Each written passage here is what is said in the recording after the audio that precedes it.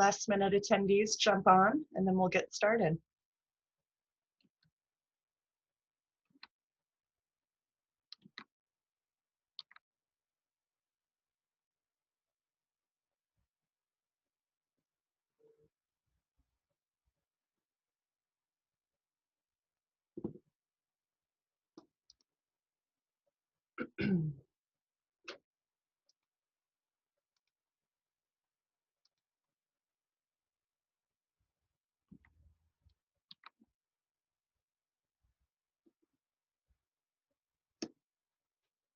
Just give it a few more seconds here.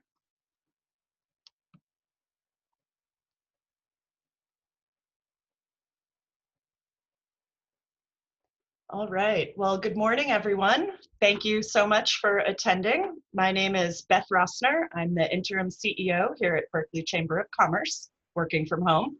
My colleague, my events director, Andy Godwin, is also on the call. I want to thank you all for coming to our third session of Berkeley Business Bootcamp in partnership with the Berkeley Public Library. Today, we'll be covering how to use virtual networking for business growth. We're very excited for our speaker today. Before I bring him on, I did want to turn it over to Jeff Finley from the Berkeley Library, and he's going to just give us a little update about what's available over at the library. Take it away, Jeff. Thank you, Beth. Thank you and welcome, everyone. I just want to say thank you to the Friends of the Berkeley Public Library, which supports us and allows us to cooperate with the Chamber of Commerce. Of course, thank you to the Chamber of Commerce, particularly Beth and Andy over at that organization. And I just want to say thank you to all of you for being here. And just to let you know, just to plug for the library, that we are open, very limited services. You can't come into the library, but you can check out things. And we have a very robust electronic collection that you can access. You can even get a library card and access it immediately. Two things I want to point out that we have that are maybe of interest to people here is the Udemy site, which is a fantastic site that educates people on many, like over 3,000 different topics, including all sorts of businesses. So it's sort of like a crash college course to educate yourself. And also Reference USA, which in March, we're going to talk a little bit more about that, but it's a fantastic marketing tool and just fantastic for small businesses. There's a couple of resources, but with that, I'm going to turn it back to the Chamber. Thank you. Great. Thank you so much, Jeff. All right, so without further ado, I'd like to introduce our speaker today, David Mitroff, and he's going to dive right into virtual networking. Take it away, David.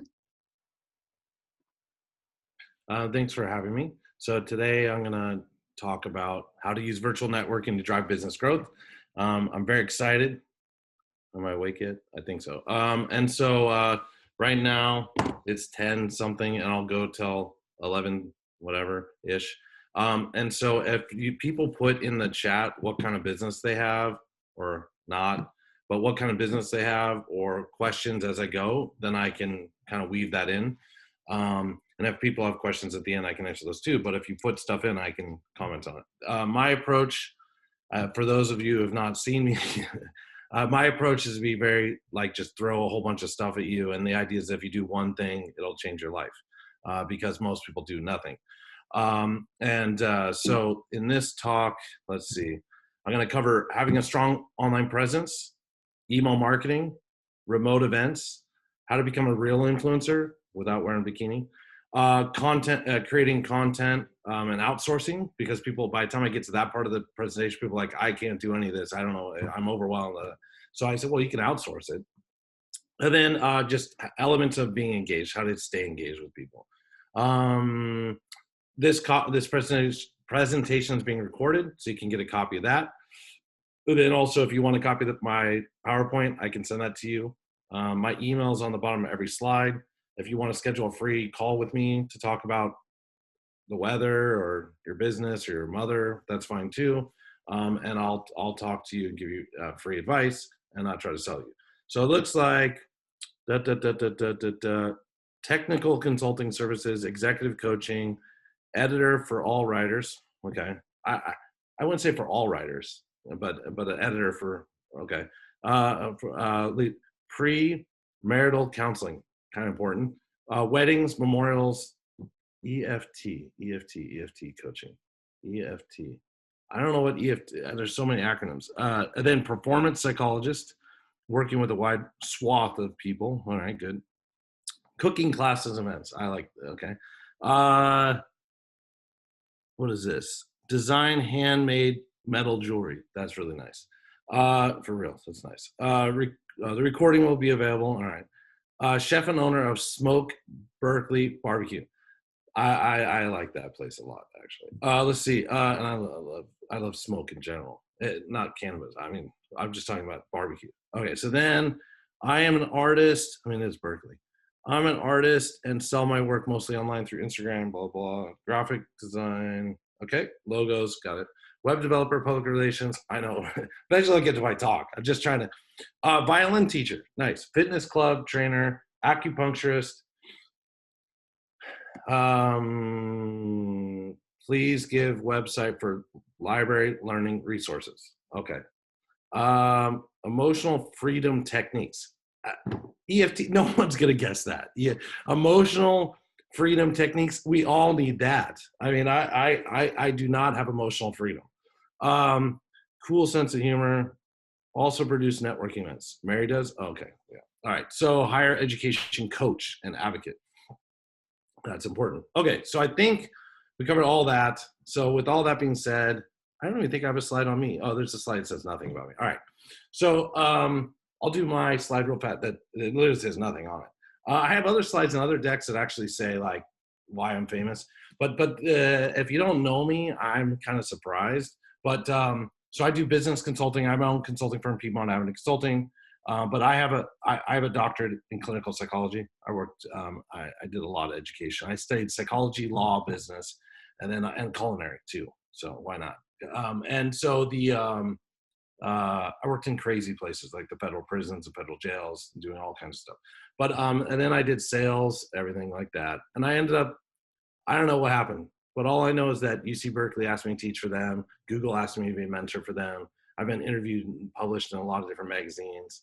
And then I've done tons of talks like this, like probably some stupid number, like 3,000, 4,000, I don't know. And so I fly around the world, but now because it's a virus, I spoke like 2 weeks ago in Korea, from with my pajamas on. So it's a weird world we're in. So, but I'm happy to be here. I haven't spoken for the Berkeley Public Library in probably 2 years or something, 2-3 years. But I like I said way earlier, I've spoken there probably 40 times. I like speaking there. All right.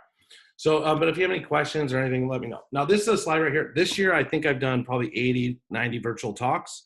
And this is a slide that I put in every single one of them. This slide here is what you can do right now. And so if you see me speak this year, you've probably seen this slide, but you already forgot what it was because you didn't do these things. But so right now, these are the key things you can do. If you just do this slide and nothing else, your family will like you more if you have a family, So right now, focus on the 10 things you can control. There's lots of things you cannot control, like the emotional, whatever feeling technique. Okay. So list 10 things out that you can control. Like at the Berkeley Public Library, people can't come in, but we can control that we have Udemy, we have this, we have that. So then you got to tell people about that, right? Or so what are the 10 things you can control? Write those out. And then you can even put together a list of 10 things you cannot control and just put that aside. And if things change, focus on but 10 things you can control. It's very easy. Just go, the asteroid luckily missed us, but I can't control that. So focus on 10 things you can't control, number one. Number two, consistency. It's like the personal trainer person or some of these other people. It's about being consistent. Now, consistency before the virus, the number one way to grow your business, every single person on here, it doesn't matter if you're for-profit, nonprofit, this thing, that thing, the number one way is have 3 lunch meetings a month. That's the number one way to grow, whether it's for-profit, nonprofit. 3 lunch meetings a month with your top strategic partners. People that refer you business, people that introduce you to people, 3 lunch meetings a month. Now you do it virtual. You don't even have to pay for lunch. You don't even have to leave your house. So it's much easier. You can do more than 3, but I don't want to complicate. 3 meetings a month with your top 20 list. So what you do is you put together a list of the top 20 people that have referred you business, that introduce you to people, that are strategic partners. So if you're a therapist, there's other therapists that do other kind of therapy, or they do similar therapy, and you can both do therapy on each other. That's what we do. My friends and I that went to grad school together, they say, oh, could it possibly be that this is going on? Stop it. Okay, so what happens is you have to list your top 20 referral sources. So if you're a estate planning attorney, it would be financial advisors, other attorneys, the courts, real estate agents, hospice care centers. You would list and you would have all these referral partners. And that's part of why you belong to a chamber of commerce, because there's people that you can connect with and whatever. So you have a top 20 list and you check in with those people and you do 3 meetings a month. 3 times 12 is 36 meetings. If every single person on this call had 36 virtual, or when you can, in-person meetings a month with your top strategic partners, people that refer you business, everyone would have a bigger business. Everyone would be happier. Life would be so much better on this planet. So 3 lunch meetings. The trick is, oh, it's December. No, no one's doing anything. Oh, it's January. Everyone's busy getting ready for the year. Oh, it's a Friday. Oh, it's a Monday. I don't even know what day today is, to be honest. But it's like, so you come up with all these excuses as to why and then you email someone, oh, but they know how to watch their kid. Just 3 a month. If you do 3 times 12, you will grow your business 100%. You also learn, you'll be around other people. Okay. Next one is top of mind, email newsletter. This is don't take me out of context. Sometimes I get in trouble. So don't take me out of context. Nobody reads your email newsletter. Nobody. So if nobody reads it, except for my mother reads mine. She then calls me, hey, David, you did this wrong in your email newsletter. But nobody reads email newsletters anymore. Well, then why am I going to send it? You're going to send it because they see who it's from and they see the subject line, right? So from Berkeley Chamber of Commerce, subject line, you are invited to this event. Oh, the Berkeley Chamber of Commerce, they keep doing events. I guess it's valuable. Well, it is valuable. But, so, okay, whether they open the email or not, they saw your name, they saw who it's from, they think about you. You stay top of mind. So but David, I want higher open rate. Good luck. If you send out an email newsletter and you get 20% open, that's good. You get like 30, 40. Oh my, that's amazing. And so that means, like in my case, my email newsletter is 35,000 people, 35,000. 5,000 open it. That means 30,000 people did not open it. Okay? 30,000 people did not open it. It's like, why am I bothered? Because out of 35,000, probably 34,000 saw it from David Mitroff, this is this or something. Not buy my stuff, but like, hey, I'm doing, I don't know how 1,000 people didn't see it, but they didn't, then 20%, 5,000 open it. If they open it, do they read the whole thing? No, they don't, because I put stuff in there. Down at the bottom, some of you have seen me before, but at the bottom, I put a picture of me holding a fish with a knife, and I say, go to LinkedIn and endorse me as a sushi chef. I sent it to 35,000 people. 5 people do it. And my mother says, why are you killing that fish? So nobody reads the whole thing. So don't obsess on it. Just send it out. Okay? The email newsletter once a month. If you send it out once a month, I guarantee you'll grow your business. Email marketing is by far the most cost-effective marketing you can do. The next one is the event effect. I wrote a book called The Event Effect. It's on Amazon. I've written several books on Amazon. If you want the Berkeley Public Library, I can send them to you if you want. But if you want a free PDF of my books, you can email me, David, I want this book. Okay, I'll send you a free PDF. Okay, if you want to buy it, you buy it from Amazon. If there's no virus and we meet in person, I'll sign it for you. Okay, all right. But the event effect is the idea that the number one reason you do events, including this one, is not for people to show up. In fact, don't take me out of context. In fact, events are a lot easier if no one comes. Okay, so but if the reason you do events, 80% of why you do events is to create brand awareness. 80% of why you do events is to remind people you exist. 80% of why you do an event is all the stuff before and after the actual event happens. 20% is the real event. So the Berkeley Library has the event space, has all these things, and promotes events and invites people to events. Millions of people see the events. They can talk about the event on social media. They can talk about the event in their email newsletter. They can talk about the event here. They talk about the event there. Da-da-da. If people don't show up, they still did all those things. They talked about it on social media. They invited people. They did all these things. And then after the event happens, you send out a recording. Hey, this event happened. Here's what we did. And so you use events as lead generation, use events as brand awareness, you use events as customer loyalty retention, You use events for all kinds of things. Events are extremely effective. Now, the reason I call the book The Event Effect is, what do I think of BNI? I like Business Networking International. Stop using acronyms. Okay, but no, BNI that's the name. It's an acronym, I guess. But anyway, so but I'll walk through that stuff. So the event effect is my grandmother every single January would host every single person she knew to her house. Every single person. She'd invite everybody. Some people she didn't even like that much. If she didn't like them a lot, she wouldn't. But she'd invite every single person she knew to her house January. They would come and hey, everyone come to my house, party, January. Then, don't do that this year. And then invite everybody. Then what happened was they'd all leave and say, David, I'm so happy. I said, why is that, Grandma?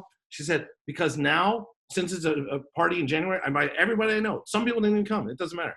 Now I'm so happy because every single person I invited, whether they came or not, owes me something for the entire rest of the year. So all I have to do is just sit back and I get invited to all kinds of stuff for the whole year. That's why I do a party in January, invite everybody. So the event effect is inviting people to events makes people feel good about you. Selling people don't like that. So if I send an email newsletter that says, buy my stuff, I say, come to this event where I'm going to sell you stuff. I'm going to do that. And you just start harassing people on LinkedIn. Like, thanks for connecting. Would you like to buy my stuff? That's horrible. Or thanks for connecting on LinkedIn. Can I pick your brain? No, you can't pick my brain. That hurts. So instead of doing that, you say, I'd like to invite you to an event. Now you're going to say, well, but David, I don't know how to do events. Well, I'll get to that. But anyways, the point is focus on 10 things you can't control. Be consistent in having 3 meetings a month. Don't make excuses. Send out your email newsletter that no one reads and host an event that no one comes to. And if you do those things right there, you will grow your business and you'll be happy and your family will like you more. All right, now a couple people ask questions. Okay, so there is the library resources page, which is berkeleypubliclibrary.org/explore/e-library. All right, how do you grow your newsletter subscribers? Well, if no one reads it, it doesn't matter. But no, the way you do that is you sign up for a free account with MailChimp, and you don't even have to pay for the first 2,000 contacts. Or you can use Constant Contact or Robly. I'll go into these a little bit more in this talk, unless I run out of time. But you know, I'll make it work. Don't worry, I'm on track. So what happens is you use Robly, Constant Contact, MailChimp. If you have no people, then use MailChimp because it's free for the first 2,000 contacts. And all you do is put it on your website and say sign up for my newsletter. And then when you on here, you connect with people on here. Hey, let me add you to my newsletter when I send out about nothing. And then next thing you know, you have people. But by doing events, whether people come or not, that's the number one way to grow your email newsletter. Hosting events and inviting people register through Eventbrite or other platforms, which I'll go over. What do you think of networking organizations, specifically BNI? You're great, you're nuts, and you're great. Oh, well, thank you. I'm a Jew also. Okay, so the BNI, Business Networking International, is very effective for some people. So like if, let's say you're a chiropractor, you just graduated chiropractic school, or you've been out a little while and you're new to town, yeah, then go there. You're going to meet every single person in there and they're all going to meet with you and they're all going to learn about how you do chiropractic stuff or acupuncture, whatever. That's great. And then other people like me, 4th generation born in San Francisco, I know freaking everybody and every day is totally different for me. I don't know what I'm doing tomorrow. So it's hard for me to predict that I could be somewhere every single Thursday at 7 a.m. It's just not, or 12 noon. So it's a little harder for me. But I've spoken at so many BNIs and I do like BNIs. And there's a whole bunch of other groups too. All right, so we covered that. Rotaries and all these things. All right, what makes your business stand out? What is unique about your market? That's the question. So relationships. What is the best way to connect with your guest? Well, no, it's not guests. I did a talk for hotels, but basically, what are ways to connect with your audience? What tools do you have at your disposal, and who can you help? So at the end of the day, if you think about the Berkeley Public Libraries, for example, what tools do they have? Who can they help? What's the best way for them to connect with their audience, or and how to engage with them? These are what we all have to ask ourselves. All right, everyone. How strong is your online presence? All right, so I wrote a book on the 9 key areas of your online presence. I'm going to highlight a couple of areas. The most important is your website. So every single person on this call, this is why like Food Network wants me to do a show with them, and it's weird. All right, so it's because I say stuff like this. If you do not have a website, you don't have a business. So if there's someone on this call that like earlier said, oh, I do this, I do that. No, you don't. No, you don't. Because if you don't have a website, you don't do anything. You don't have a business. And you say, but David, I have a Facebook, I have a LinkedIn, I have a Twitter. No, it doesn't count.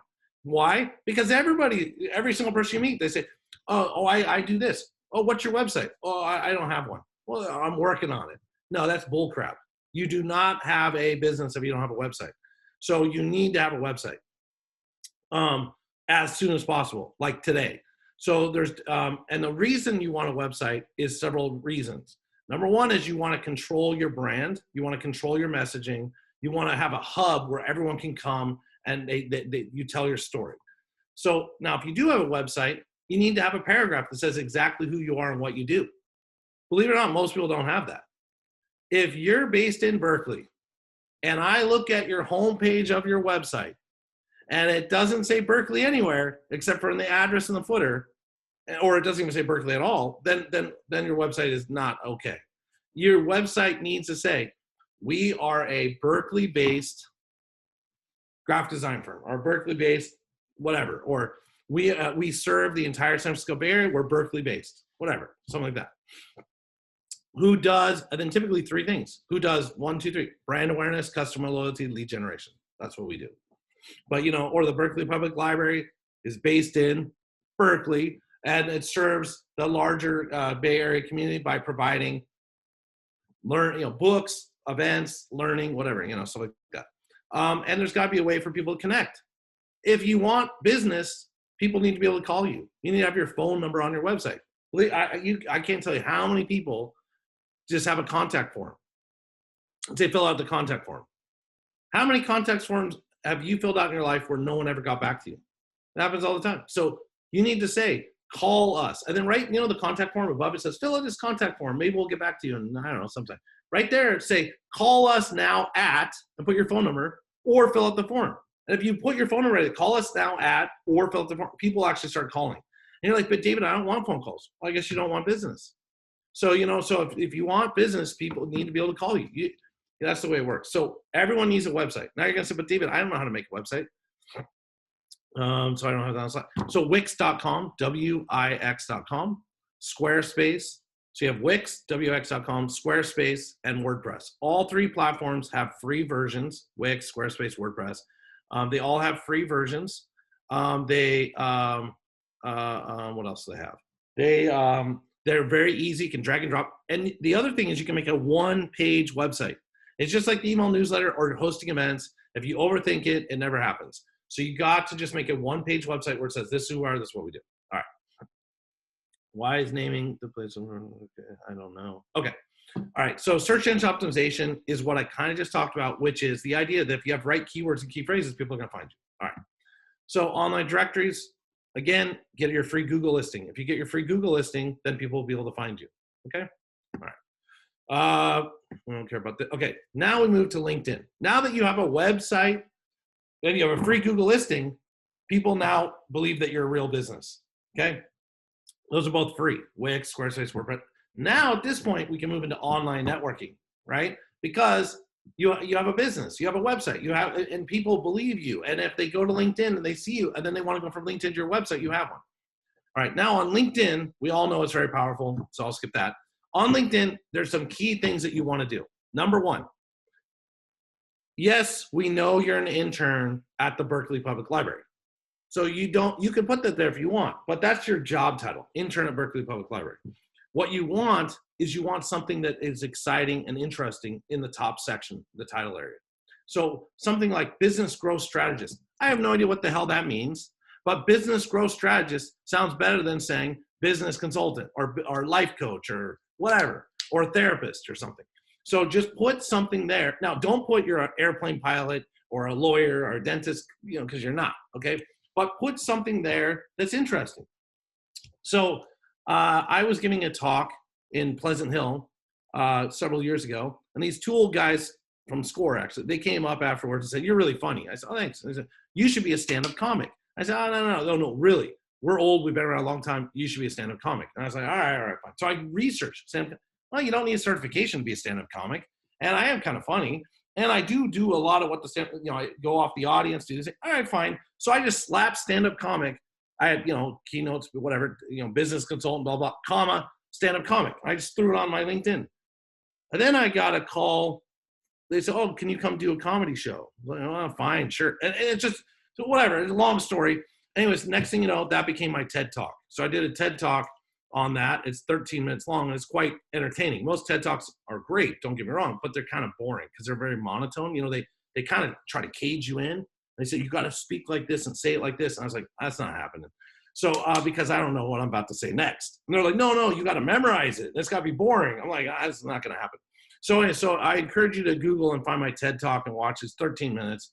And it's all about how I became a stand-up comic just by putting right here on LinkedIn, stand-up comic. That's all I did. Nothing else. Well, I mean, the two old guys told me that I put it, but okay. So put stuff here. If you put stuff here, it leads to opportunities. I put super connector. I don't even know what a super connector is. It sounds like a Lego movie or something. But I put super connector, and T-Mobile started mailing me stuff. No joke. T-Mobile, a corporate from Seattle, they called me and say, hey, we see your super connector. Can we mail you stuff and you can tell people about it? Sure. Do I have to wear a bikini? They're like, no, you just will mail it. Okay, fine. All right, great. I'll do that. So just put stuff there. People will connect with you.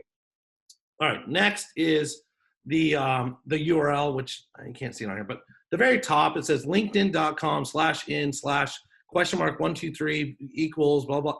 Change that under there's a picture of you and it says me. You click it, then it's privacy settings. You click that. You can change the URL. So it's linkedin.com/in/David Mitroff or linkedin.com/in/your name. Change that for free. Now it's much easier to share on your resume, share on your website, share in chats like this, instead of saying 123 ? ABC. All right. So we covered the LinkedIn, the link URL. We covered the name, the title section, make it entertaining so people connect with you. The easiest way to do this is you do marketing and you're professional. So you're a marketing professional. I mean, that's like, oh, you speak other language? Well, then you're an international marketing professional. I mean, those are the easiest ways to do it. All right. Photo, make sure you have a good one. Make sure it's turned on. Next is privacy settings. Make sure people can actually find you. People that can see, let's see, Andy and Beth and Jeff just ran off. Mary was it. Okay, you're all very attractive. So have your picture turned on. I don't know why you guys don't have pictures turned on LinkedIn, but do. Okay, so we covered that. The next section is the about section or the summary section. This is a very valuable section, and most people do not leverage this correctly. In this section, the very first sentence, I literally put my email and my phone number. Why? Because I want people to connect with me. Like if someone's going to take the time to find me on LinkedIn out of all the other people, because it's like dating sites, there's pictures of all these more attractive people than me that are smarter and younger on the right-hand side. And somehow they decide to still look at mine. And that's because apparently I have a good, I put the funny stuff or whatever. And anyways, they're looking at, well, and then they're going to look at the about. Here's my phone number. Here's my email. I just put it there. And people call or people email. Now, of course, I have LinkedIn Mitroff at Gmail. Why? Because I have 24,000 connections. I get some spam. But if you want to put a different email, the same email, it's fine. Or if you don't want to put your phone number, put a Google Voice number for free. Google Voice from Gmail will give you a free phone number. By putting your phone number in email, people might actually call you. I mean, isn't that why you're on LinkedIn? I actually did get a date from LinkedIn. Not me, because I'm not that kind of person. She messaged me. And next thing I was like, I guess we'll go on a date. It's so weird. So LinkedIn has everything, just like Craigslist. So, but you got to make it easy for people by putting in the first sentence what you want. So I put, connect with me. Here's my email. Here's my phone number. I'm seeking board member roles, keynote talks, and private jet rides. And be like, oh, I mean, if anyone has a private jet, let me know. We're more happy to go on it. So you put stuff there and people like that. Okay, then I describe who I am and what I do. Now, this is important. When you describe in your summary paragraph and in the job descriptions who you are, what you do, you want to put as many keywords and key phrases as possible. So by putting in here which I did, I worked Nordstrom, Ben & Jerry's, Chambers of Commerce, Oakland Dicey's, the Holiday Inn. I worked with the Holiday Inn on University Avenue, actually. And a whole bunch of different restaurants. And by putting all the businesses you worked with, and not all, but a whole bunch in here, when people Google Ben & Jerry's consultant, I show up on LinkedIn because I have Ben & Jerry's here. So these keywords and key phrases throughout your LinkedIn make you show up both in LinkedIn and in Google when people do searches. So really fill this out and put all the different types of keywords, key things that you do. So, LexisNexis, Reed Elsevier, Matthew Bender, all the fun books that I used to sell. Okay. All right, do that. We covered that. All right, now that was LinkedIn, and I'll get into more networking stuff in a minute. But guess what? It comes down to rich media nowadays. Rich media is videos, audio, but videos and pictures. People are all about videos and pictures. So on your LinkedIn profile, on your website, if you just add a video, like just, hi, I'm David, this is what I'm doing. Yes, this is a fake background. Yes, 3 people a day think it's real. And they're like impressed how my bald head doesn't, whatever. But yes, this is a fake background. But anyways, the point is, hi, I'm David, this is a fake background. Let me teach you how to make one. Just putting that on my website, I'll get way more traffic. And the reason you're gonna get more traffic, more interaction on LinkedIn, more traffic to your website are several reasons. Number one, we don't read anymore. I know Berkeley Public Library, you're kind of concerned, but we don't read anymore. Okay, that's people, I don't know what's going on. If there's a paragraph and there's a video, people watch the video. Like, oh my gosh, can't you just read? No, I can read the paragraph faster, so can you, but apparently they can't. So they watch the video, number one. Number two, we've been trained that when we see a video, we're supposed to stop and drool. So we stop and we start drooling over the video, and our brain kind of shuts off and weird, but it's unconsciously goes in, whatever. That's the therapist thing to figure out, the EFT thing. But anyway, so what happens is people stop and drool. That means they stay longer on your website. They stay longer on your LinkedIn profile, okay? So if the video, they see a video, they stop and drool, they stay longer, number one. Number two, the video is the same content that the paragraph is about. So if on your website you say, I make jewelry, I do this, that, and the video, hi, I make jewelry, Google and YouTube, everybody says, oh, this video is about jewelry, the site's about jewelry, this site's more about jewelry, because there's 2 things, there's a video and text that both say it's about jewelry. So Google will send more people to your website. And if Google sends more people to your website, and then the people stop and drool, they stay longer, Google, I guess I sent them to the right place. So what happens is you're gonna get more traffic to your website, you're gonna get more interaction, people are gonna stay longer, and people are gonna believe that you actually do what you do just because you say in a video you do it. And they go, oh, he looks like he does that because he said he does that, and he's holding up jewelry. So adding videos to YouTube, that's true too, but adding videos to LinkedIn and website is extremely effective. You'll get way more interaction for networking on LinkedIn by adding videos, just about anything. You don't need to have them professionally done. Unless there's a professional videographer on this thing, then use them. You can do tutorials, you can talk about what you're doing, you can just say, oh, this is who I am. You say what I ate for lunch. There's a whole thing about, mukbang, whatever, watching people eat. You just eat and record it, and people watch and pay you money for that, apparently. All right. When it does come to business growth or networking, there's 2 main approaches. Yes, I know I'm talking slow. I can talk faster if you need. But again, this is being recorded, and you'll get a copy of this presentation. You can also schedule a free phone call with me, or you can visit the Berkeley Public Library from the outside and get books on how to do things. All right. So 2 approaches to growth. One approach is traditional. Traditional is, does anyone on here drive a Tesla? They do? Okay, I'm gonna sell you until you buy my stuff because my customers, like I'm a financial advisor, let's say, my clients drive Teslas. That's traditional marketing. You go on LinkedIn, only connect with people you know on LinkedIn. That's it. If I don't know you, I'm not connecting with you. If you don't drive a Tesla, not talking to you. Go to a networking event, walk around the room. What do you do? What do you do? What do you do? Oh, you do something I like? Okay, give me your card.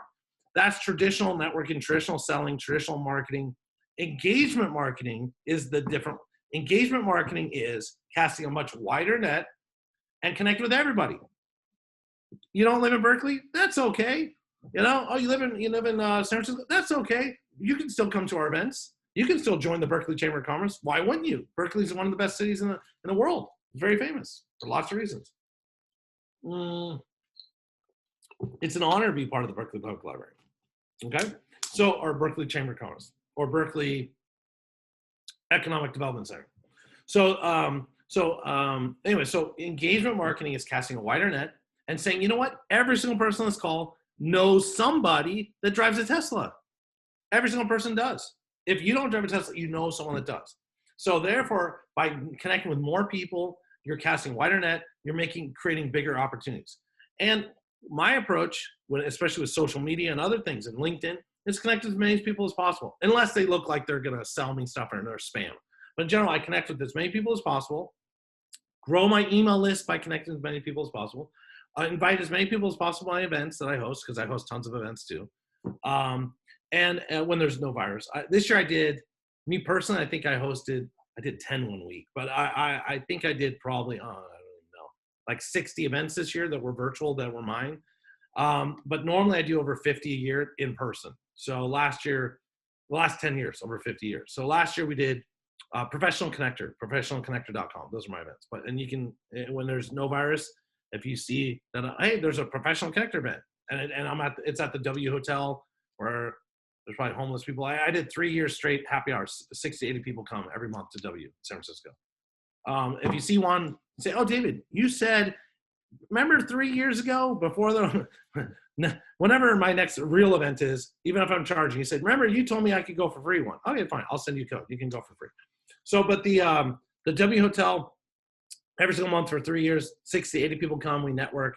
And then last year I did Yelp headquarters 3 times, Twitter headquarters twice, Google headquarters like 6 times, and then General Assembly, which is a hipster coding school, I did every other month. And I did some other ones, but so I host tons of big events where 100 to 300 people come, and we do expert panels and moderate panels, and it's a lot of fun. But this year, no. Okay, so but engagement marketing, the whole idea is invite as many people as possible to my events. They're fun. People connect, people learn from each other. Don't go around the room selling. You go around and you meet people you like.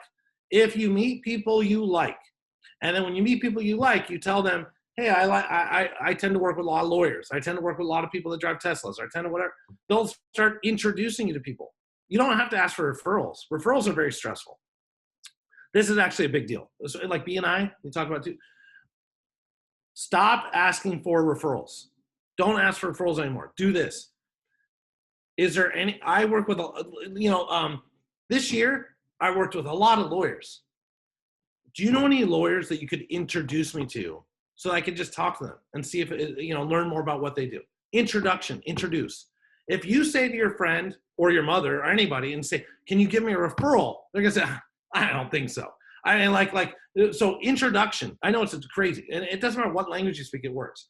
So introduction versus referral. Ask for introductions. If you ask for introductions, you will meet a lot more people. If you ask for referrals, they're going to start asking questions like, well, wait. What exactly do you do? And you're going to say, I don't know what I do. I mean, nobody knows what they do. So if you ask for a referral, what do you do? How much do you charge? Send me brochures, send me information. It's like a mob boss. You have to vouch for somebody if you ask for a referral.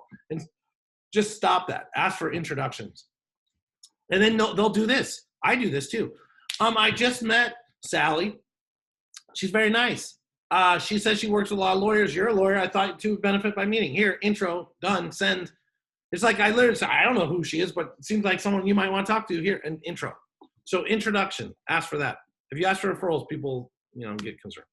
All right, next. Stay active and engage. Update your audience on events and changes. So engagement marketing is casting a wider net. It's also staying engaged. So that's why events are huge. Just send out an email newsletter. Hey, we have this, we have office hours. We have this, or we have that. Keep people updated on what you're doing. Okay, so email marketing, we talked about it for a second. I want to talk about it a little bit more. So email marketing, people have more time to look for opportunities and to network online. The chances people opening your newsletters are actually higher. This is true. My open rates have gone up during the virus time. I have, normally you can, let's say I send my email newsletter, or you do, once a month or something. You can get away with actually sending it more often because people are like, oh, you're still live? So you can send it every week. You can send it every other week. You can send your email newsletter more often right now. That's what I found this year. These are the 3 platforms that I use. I have accounts with all of them. They're all very good. There's, advantages, disadvantages each one. Robly, MailChimp, Constant Contact. MailChimp is free. So if you have less than 2,000 contacts or you don't even have anything yet, you just started business yesterday, then use MailChimp. Once you get around, whatever, for lack of better words, around 2,000 contacts, they're all the same price. They're all going to be around, $30 to $100 a month. But it's worth it because if you send an email to 2,000 people, one of them is going to do something. It's going to lead to something. All right. Now I'm going to talk about events. So we're at an event right now. Events are huge. Events reinforce your brand. Events are great for lead generation. Events create better relationships. Events allow you to collaborate, like on this call, the Berkeley Public Library, the Berkeley Chamber of Commerce, all the people, the friends of Berkeley Public Library.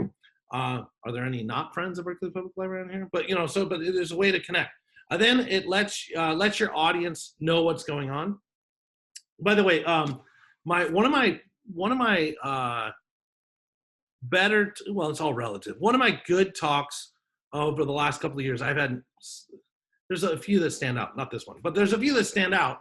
And one that stood out to me, which I thought was pretty fun. It was the Board of Equalization, the California State Board of Equalization, the tax board, I was like, okay, it's California Board of Equalization. They said, David, can you come do a talk? And you'll be like kind of the reason why people are going to come. I said, all right. So no joke. The Board of Equalization, the state, California State Tax Board, emailed all these business owners that paid this much or more in taxes.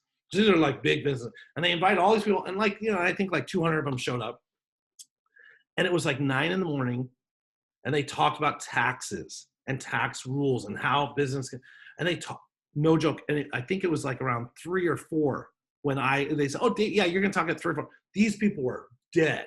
And and you could just see, but they stayed because the tax people were like, you got, boring tax, but if you stay till 3, David will change your life, kind of thing. And so they just kept holding on, just listening to boring tax stuff for hours.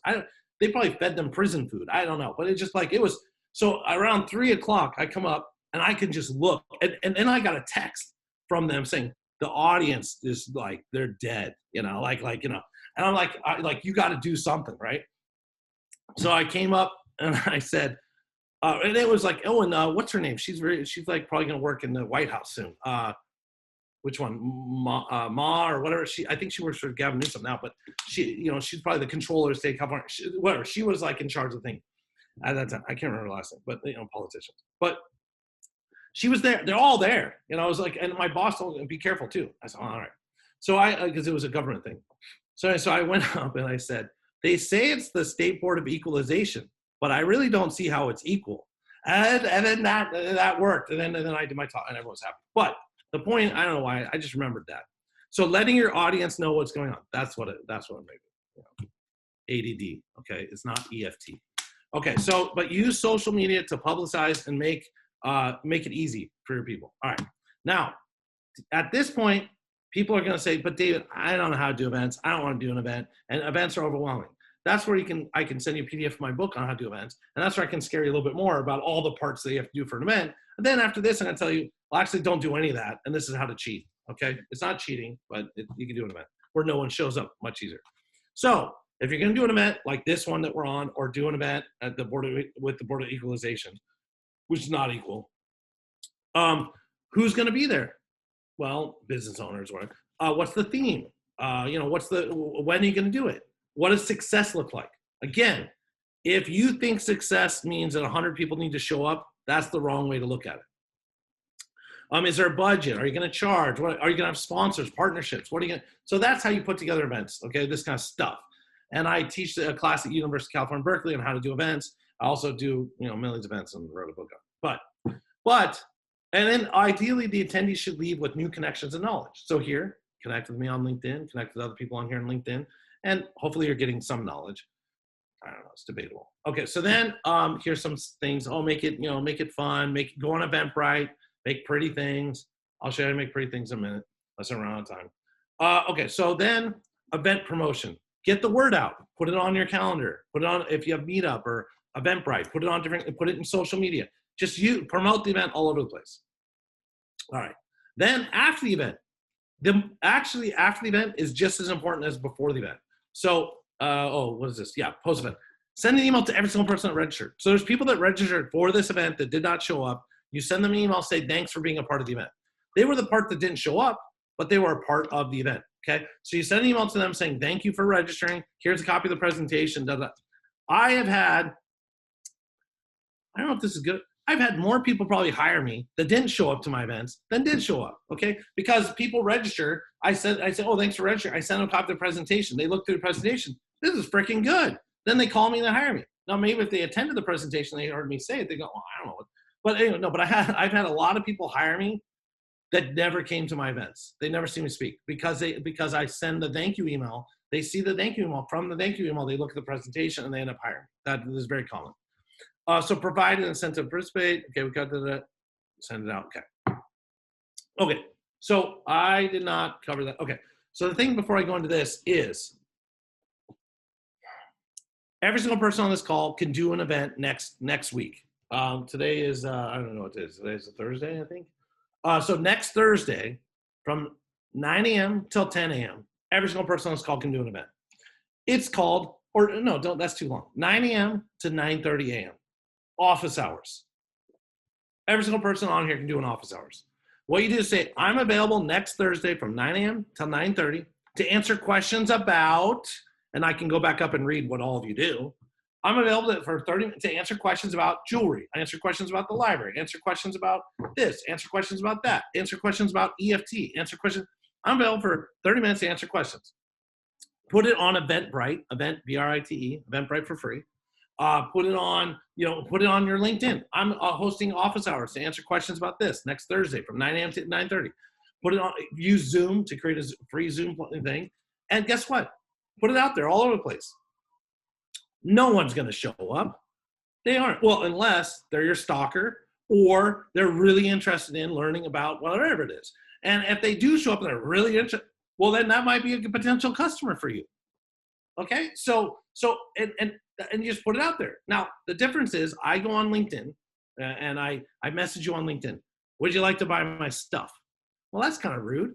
And then I don't respond. Hey, David, you didn't respond. You didn't. I know you want to buy my stuff. My stuff is right for you.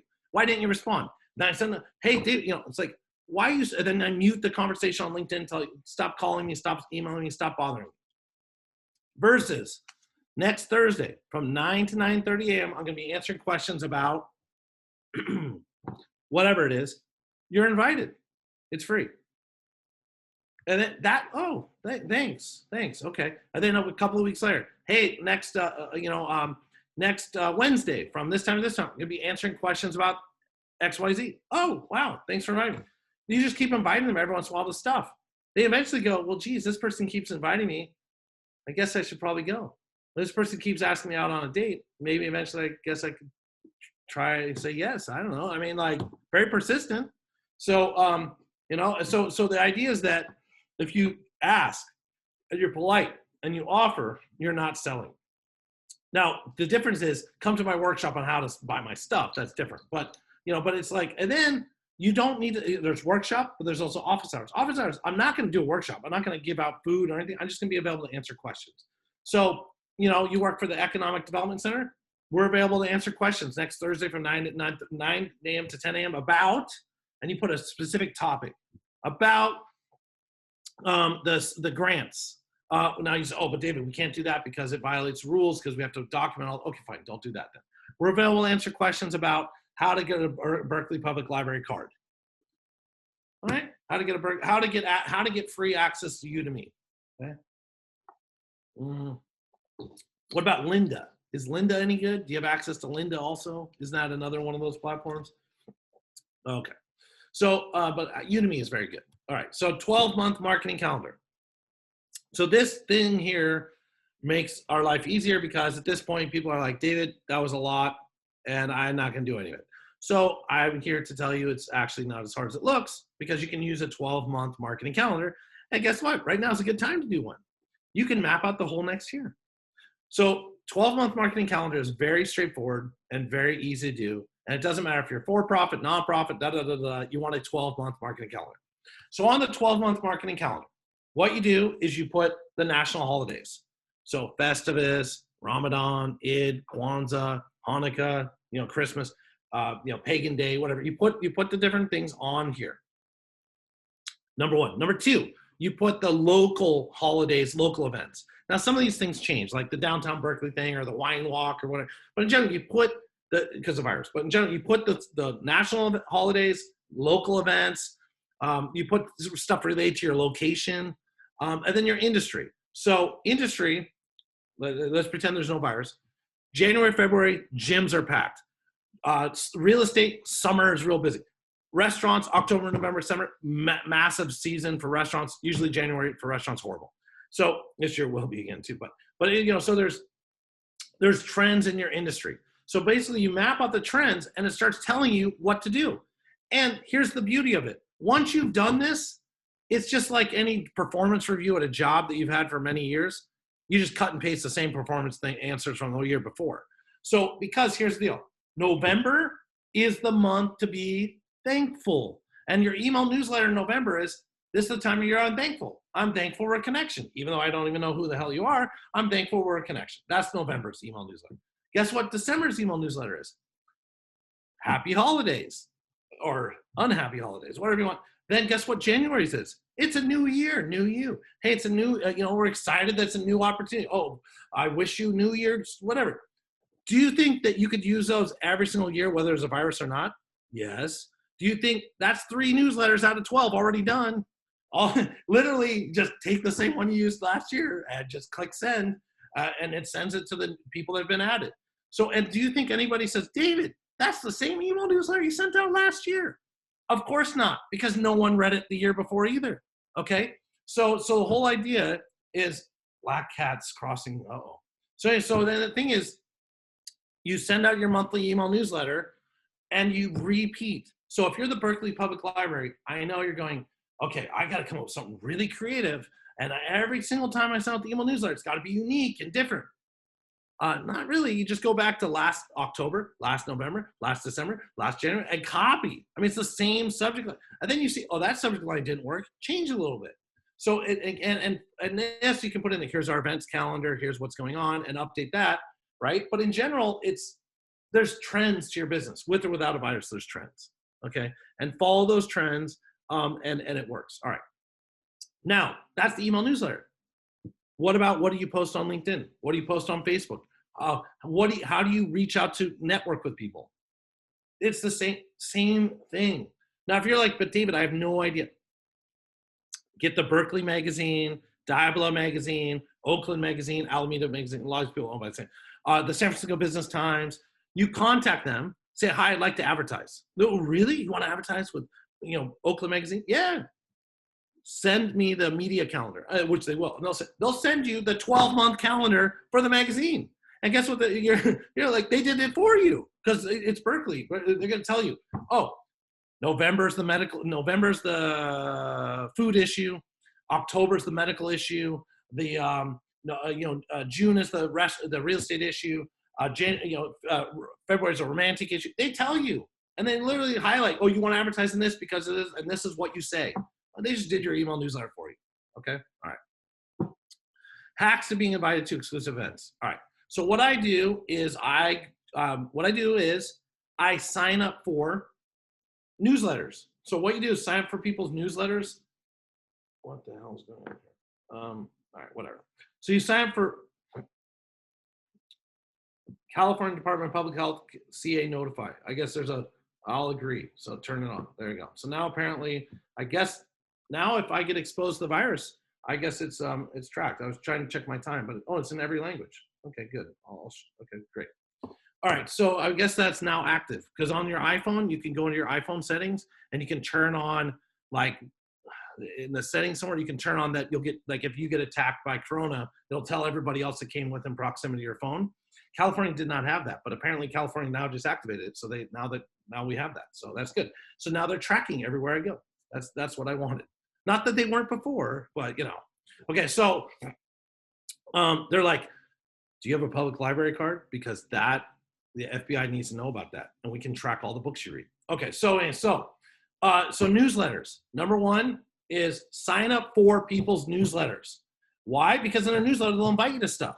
Number two, follow companies or people on Facebook. Why? Because they'll invite you to events. They'll give you discount codes. Conference sponsors. What I do, whether it's a virtual conference or in-person conference, I look at all the sponsors. So like, very easy. Dreamforce, the big Salesforce conference. Go look, who are all the sponsors? They'll platinum, gold, silver, go follow those people on Facebook or Twitter or connect to them, follow. They will start messaging out. Hey everybody, we're a platinum level sponsor, and then they'll give you discount codes for Dreamforce, or they'll invite you. Like I've been invited to all kinds of events for free by reaching out to sponsors. The other thing you do is you do this. This is very effective for networking and everything. I saw that you had a booth at conference ABC. I wasn't able to stop by your booth. I wanted to learn more about what you do, blah, blah. You know why you weren't able to stop by their booth? Because you didn't even go to the conference, okay? So, but it's true, you weren't able to stop by their booth because you weren't even in the same state, okay? But you could say, I didn't have a chance to stop by your booth. I'd love to learn more about how we can partner together, or how we can do that. Oh, really? Really? Wow. Because do you think anyone emails them after the event? No, after the event, everyone's too tired and drunk. They go home and they just, or dead from the virus. They just like, whatever. They don't reach out. You reach out. Hey, it was, last week at the conference, I didn't have a chance to check out your booth. I'd love to learn more. I do that all day long. It works really well. All right. Again, follow company on Facebook, conference sponsors, mention that you would like to have a conversation, Okay, real influence. So when it comes to becoming an expert or an influencer, this is my TED Talk. My TED Talk, how I became the stand-up comic and all that stuff. It's just like, are you a stand-up comic, or are you an expert when you say you are? When others say you are, or when you say you are, when you paid to do something, or when you're trained to do something. Like when you're, the hardest one, not hardest, but one of the harder ones is this. And I sometimes I mess with people. I do a workshop on how to start or grow a consulting firm. And it's like a 2-hour, 3-hour workshop. And I'll spend the first 30 minutes asking the entire room, what's the difference between a coach, a mentor, an advisor, a consultant?